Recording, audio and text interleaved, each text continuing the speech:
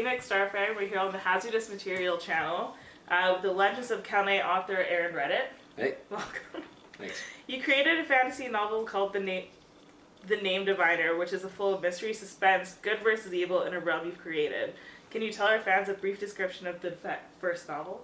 Yeah, so the first novel is essentially about this pair of twins who, on their 16th birthday, they have to go to their local name diviner. So every town and city in Kalnay, which is the realm that this is set in, they go to their name diviner and they have a one-on-one where the name diviner communicates with the gods and gives you your true name. So there's the name you're born with that your parents give you, and then there's your true name from the gods. And the idea is that every child who goes in there has a choice. They can either accept the true name that they're given, or they can reject it and make their own way.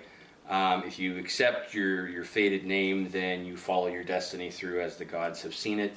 But you also keep your true name a secret, because the true name has power. People, if they are doing bad things, if they're thieving or whatever, they can use that to turn you into a weapon, basically, control you with your true name.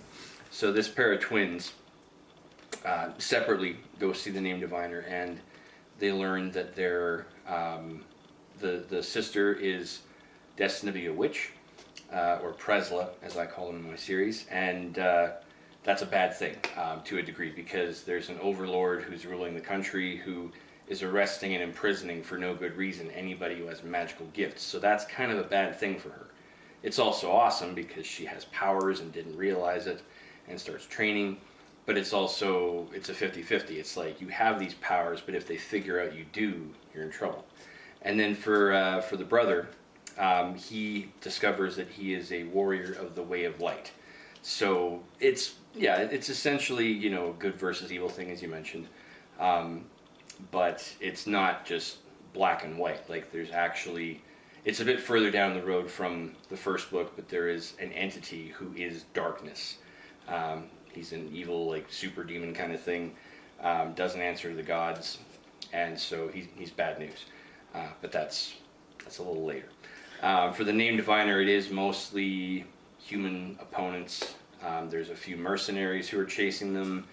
There's a witch who is tracking the girl and her master, and they meet some fantastical type creatures. I won't say what, because if you haven't read it, then it's going to be a spoiler. But it's definitely it's a fun time, I found, and hopefully that means if anybody's been reading it, that they've found it fun as well, because that's the main goal. It's not to make a million. It's not to get a movie show or TV show or anything, but just have some fun. Read a new story, see something different. I feel like that's relatable because I'm a twin, and I'm like the evil twin sister. Yeah, I'm a twin brother too, so. Nice. So. Well, if you haven't read it, you should definitely pick it up and right? see. You can send me notes about like how accurate I am the sibling rivalry thing. Oh, it's there. It's very big. So you have a follow-up sequel, The Crossroad Kings. Can you tell the fans what the book is, when it's expected to drop? So I'm hoping, fingers crossed, knock on some wood, I'm hoping to have it out in April. I finished up my re-edits kind of at the tail end of this past year, and then I've been sitting on it. I've been trying to find the right date. I didn't want to release it too soon, because if I did, then people are like, they haven't had a chance to finish the first one or whatever. And the second one does have like a cliffhanger ending, and I'm trying to keep working on the third one, because historically people don't like cliffhangers in this day and age. Just look at The Matrix 2, look at Pirates 2. People hate cliffhangers. So in like 15 years later when they put the thing out. Exactly. Yeah. So, I mean, it's a great cliffhanger, if I say so myself. Like, it was in a place where I was like, damn, that's tight. But at the same time, there might be people who are like, are you serious? Right when it's getting good? I don't know. So I'm hoping for like mid-April at the latest. If I can do it sooner, I will. So keep an eye out, folks. Yeah. Perfect. So it's a trilogy series. Actually, I don't know how many it's going to be. I originally projected it as like 7 books, like The Dark Tower or Harry Potter, but I don't know. It could be done in as few as 5. It might be that weird series that takes 6 books to tell, but 5 to 7 respectively right now. Could be, like I said, a little bit less. We'll see how the story unfolds. Okay. Yeah. So where do you draw your inspiration from? Oh, all over. People who have read the book or have talked with me about it will know that I'm a huge Lord of the Rings fan. Game of Thrones. Who's your favorite character in Lord of the Rings? Oh God. Other than like all of them. Gandalf. I don't know why I relate to Gandalf. I am not like eons old, and I definitely don't have cool wizard powers, but. But you're working on like a sick beard, right? Yeah, well, and I've always been able to do like a pretty good Gandalf impression if I say so myself. Usually, people they laugh at like when I do his little cough. But yeah, I think just kind of the old soul who's seen a lot, and I mean, you boil it down. I mean, Gandalf's a pretty big badass. He takes on a Balrog that the last time anybody fought one was like centuries and centuries ago, and it was tough. So, you know, facing it alone and I mean dying but then coming back, like that's pretty badass. So And being an old dude, so yeah, right. Smoking a pipe, yeah, enjoying right? the finer things in life. It's great.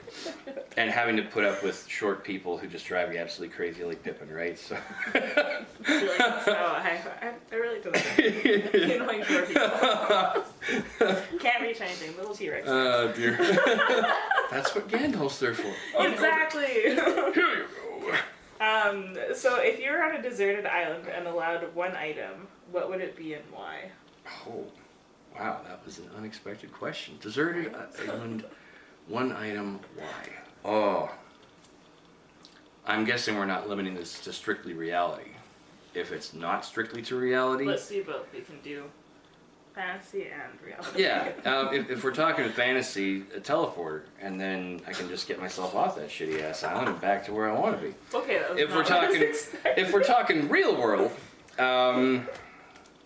boy oh boy, a really good like first aid type kit with the flare and everything, just in case someone's flying by or going by in a boat. I know that's technically more than one item, but it's contained in the same case, so technically it would be a single item. Technically, is a single item. Yeah, so practical. Well, that is a lot. Practical and ridiculous. Yeah. That's the two paradoxes of my existence. I'm practical, and then when I'm writing, it's absolutely ridiculously out of this world. Always good though. Here we go.